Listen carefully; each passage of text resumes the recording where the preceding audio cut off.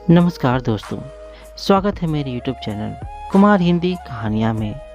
दोस्तों, आज हम सुनेंगे कहानी एक बेटा ऐसा भी, एक माँ और बेटे की दर्द भरी कहानी। दोस्तों, कहानी का पूरा आनंद लेने के लिए वीडियो को अंत तक जरूर देखें और कहानी अच्छी लगे तो वीडियो को एक लाइक जरूर दीजिए। तो चलिए कहानी शुरू करते हैं। माँ, मुझे कुछ महीनों के लिए विदेश जाना पड़ रहा है। तेरे रहने का इंतजाम मैंने कर दिया है। तकरीबन 32 साल के अविवाहित डॉक्टर संदीप ने देर रात घर में घुसते ही कहा, बेटा, तेरा विदेश जाना जरूरी है क्या? माँ की आवाज़ में चिंता और घबराहट झलक रही थी। माँ, मुझे इंग्लैंड जाकर कुछ रिसर्च करनी है। वैसे भी कुछ ही महीनों की बात है, संदीप ने कहा। जैसी तेरी इच्छा, मरी सी आवाज में माँ बोली। और अगले दिन छोड़ आया संदीप अपनी माँ प्रभा देवी को पड़ोस वाले शहर में स्थित एक वृद्धा आश्रम में। वृद्धा आश्रम में आने पर शुरू में हर बुजुर्ग के चेहरे पर जिंदगी के प्रति हताशा और निराशा साफ झलकती थी, मगर प्रभा देवी जी के चेहरे पर वृद्धा आश्रम में आने के बावजूद कोई सिकन तक न थी। एक दिन आश्रम में बैठे कुछ बुजुर्ग आपस में बातें कर रहे थे। उनमें 2-3 महिलाएं भी थी। उनमें से एक ने कहा, डॉक्टर का कोई सगा संबंधी नहीं था जो अपनी माँ को यहाँ छोड़ गया? तो वहाँ बैठी एक महिला बोली, प्रभा जी के पति की मौत जवानी में ही हो गई थी। तब संदीप कुल 4 साल का था। पति के मौत के बाद प्रभा देवी जी और उसके बेटे को रहने और खाने के लाले पड़ गए थे।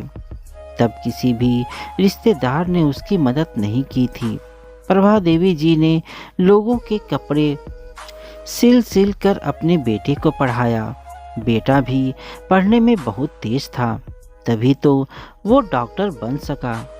वृद्धाश्रम में करीब 6 महीने गुजर जाने के बाद एक दिन प्रभा देवी जी ने आश्रम के संचालक राम किशन जी के ऑफिस के फ़ोन से बेटे के मोबाइल पर फ़ोन किया और कहा, संदीप, तुम हिंदुस्तान आ गए हो या अभी इंग्लैंड में ही हो? माँ, अभी तो मैं इंग्लैंड में ही हूँ, संदीप ने जवाब दिया। 3-3, 4-4 महीनों के अंतराल पर प्रभा देवी संदीप को फ़ोन करती और उसका एक ही जवाब होता, मैं अभी वहीं हूँ, जैसे ही अपने देश आऊँगा तुझे बता दूँगा। इस तरह तकरीबन 2 साल गुजर गए। अब तो वृद्धा आश्रम के लोग भी कहने लगे कि देखो कैसा चालाक बेटा निकला, कितने धोखे से अपनी माँ को यहाँ छोड़ गया।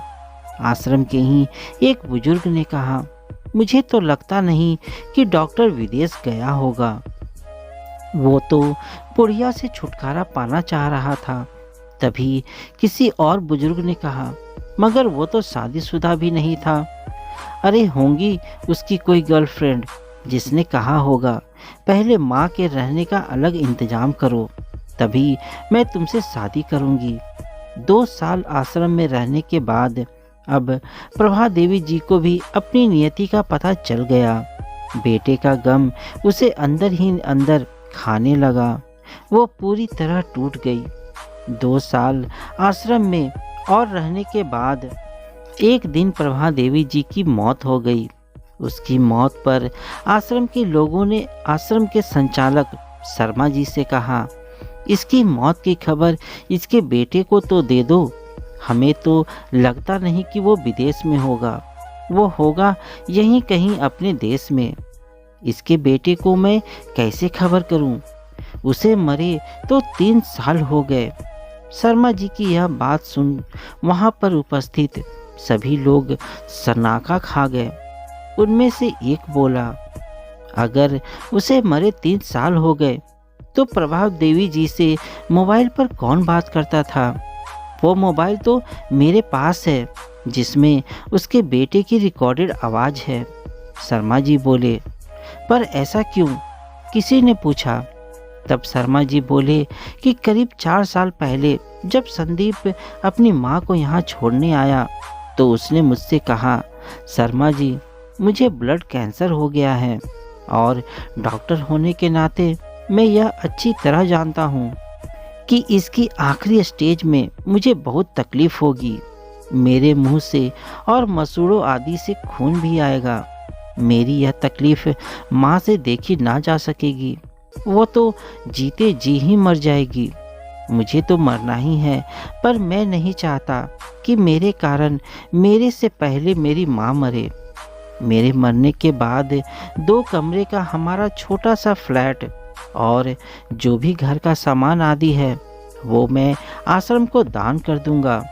यह दास्तां सुन वहाँ पर उपस्थित लोगों की आंखें झलझला आई।